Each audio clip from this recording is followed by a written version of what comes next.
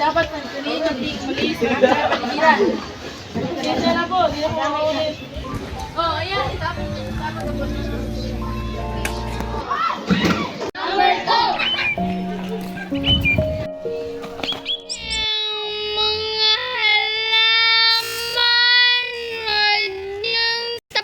Pasensya na po, di na po kami maglalaro dito. Panatilihin nating maganda at malinis sa ating kapatid.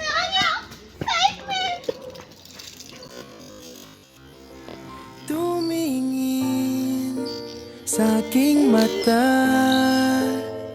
magtapat. Number 3!